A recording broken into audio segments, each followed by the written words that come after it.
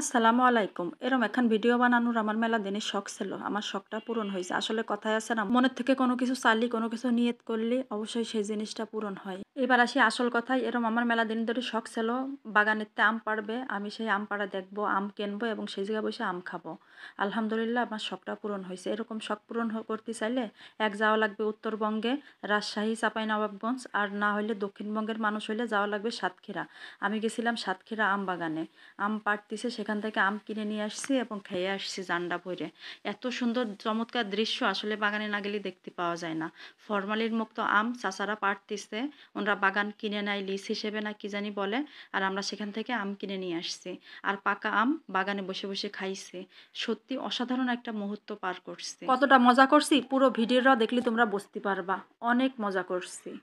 আমি কিন্তু বাপু আম বেচতে বসিনি, এখনো পাকিনি। এই এক ঝুড়ি আম নিয়ে যাবো আজকে বাড়ি, একদম ডাইরেক্ট গাছের থেকে। এই তুই কি খুঁজতেছিস রে? টিপাটিপি করতেছিস কেন? আরে আম তো কিনবো, এখন একটা গাছ পাকা খাবো না? তা পাইছিস একটাও? এটা মনে হয় একটু নরম, দিয়ে একটু খাইয়ে দেখি। দেখ দে। বিসমিল্লাহ। মাশাআল্লাহ মাশাআল্লাহ। কিরে কিরে, মধু মধু।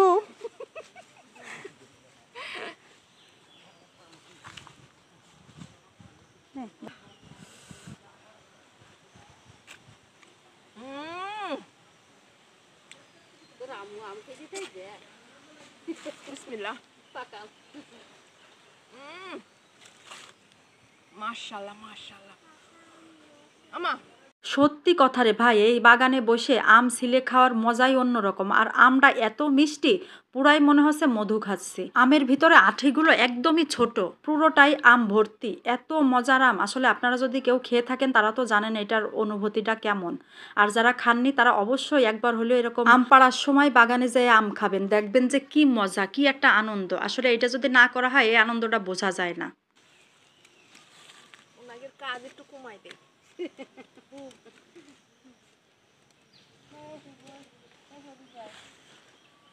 তুই আম খোটার বিনিময়ে কয়টা আম পাবি নি?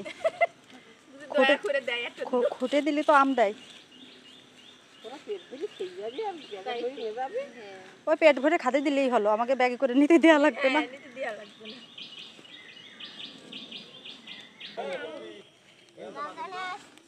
আমরা এখন আম বাগানে আসছি গাইস। এখন আমরা আম কিনবো। আম কিনবে। এটা কেন আম কেন? আকাশে ছেলে মারলা হতো। তারপর ঝুড়ি ভরে আম খুঁটে আমরা আবার কিছু ছবি তুললাম, কিছু রিলস বানালাম। আথিলাকে নিয়ে গেছিলাম। আথিলা তো ভীষণ খুশি। ও তো এরকম জীবনের প্রথম দেখলো আম গাছের থেকে পাড়া, আর এত আম একসাথে। সে তো খুব মজা করতেছে। আমরা রিলস বানাচ্ছি, সেও আমাদের সাথে ভয়েস দিচ্ছে। আমরা আম বাগানে আসছি গাইস আম কিনতে। আর এই যে মিষ্টি পাকা আম কয়েকটা খাইছি বাগানে দাঁড়িয়ে। এত মিষ্টি আর এত মজা। আজকের এই ভিডিওটা সত্যি আমার কাছে অসাধারণ মুহূর্তের একটা ভিডিও হয়ে থাকবে। আপনাদের কাছে কেমন লাগলো অবশ্যই কমেন্টে জানাবেন।